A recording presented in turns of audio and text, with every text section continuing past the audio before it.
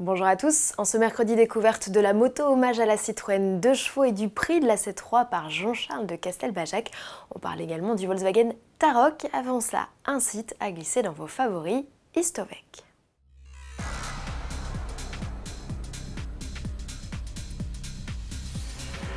Connaître l'historique d'un véhicule d'occasion devient un jeu d'enfant. Avec le site Histovec, le gouvernement met à disposition gratuitement le pédigré de presque toutes les autos immatriculées en France. Presque, car seuls les véhicules issus du fichier SIV, le système d'immatriculation des véhicules au format 2 lettres, 3 chiffres 2 lettres mis en place en avril 2009, sont pour l'instant concernés. Comment ça marche? Il suffit au vendeur de renseigner plusieurs champs pour éditer un rapport que seul l'acheteur peut consulter en ligne par le biais d'un lien. Le formulaire indique les infos clés de la carte grise, mais aussi la situation administrative du véhicule, l'historique des propriétaires ou encore s'il s'agit d'un véhicule importé. En résumé, Histovec, c'est le super allié des acheteurs et la bête noire des escrocs. Cette année, la 2 chevaux fête ses 70 ans, à événement exceptionnel, projet exceptionnel. En Italie, Citroën a lancé un défi à un préparateur, réaliser une moto hommage. À quelques jours de l'ouverture du salon du 2 roues local, South Garage a présenté sa création.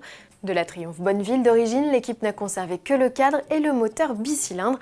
Un premier clin d'œil à la Dutch, même s'il n'est pas à plat. Autre détail évocateur, les garde-boue, des ailes de 2 chevaux détournées, le phare rond ou encore la teinte empruntée à la célèbre Charleston. En revanche, on est moins fan de la calandre sur la fourche qui rappelle davantage celle de la traction que de la de Dutch. Qu'on aime ou qu'on déteste, on ne peut que saluer le travail accompli en 6 mois. Cette moto unique est à découvrir du 8 au 11 novembre au salon du 2 roues de Milan. Et puisqu'il est question de 2 chevaux, ne manquez pas le nouveau hors-série de nos confrères d'Auto Plus Classique en vente dès ce 7 novembre.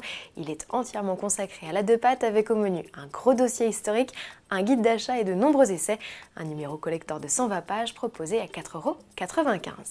Et toujours à propos de Citroën, le constructeur ouvre le carnet de commandes pour sa C3 customisée par Jean-Charles de Castelbajac. Comme le créateur a juste à poser sur la carrosserie et dans l'habitacle ses couleurs fétiches, à savoir le rouge, le jaune et le bleu, Citroën renforce l'attractivité du modèle avec des équipements supplémentaires. Ainsi, caméra connectée, système multimédia 7 pouces avec GPS 3D ou encore pack d'aide à la conduite plus étoffé s'ajoutent à la liste des équipements de la version la plus haut de gamme, Shine. La C3 JCC Plus est déclinée 99 unités, tarif 22 950 € avec le 1 litre de essence de 110 chevaux et la boîte auto à 6 rapports. C'est la plus chère de toutes les C3 avec un surcoût de 2 500 € comparé à un modèle traditionnel à motorisation et finition identiques. Conscient certainement du prix élevé de sa citadine, le constructeur ne la propose que sous la forme d'une location avec option d'achat. 3 mensualités de 36 mois et kilométrage illimité sont accessibles.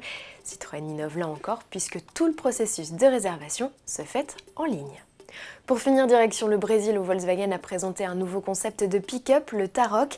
C'est le petit frère de l'Amarok. Il peut accueillir jusqu'à 5 personnes et présente une idée astucieuse.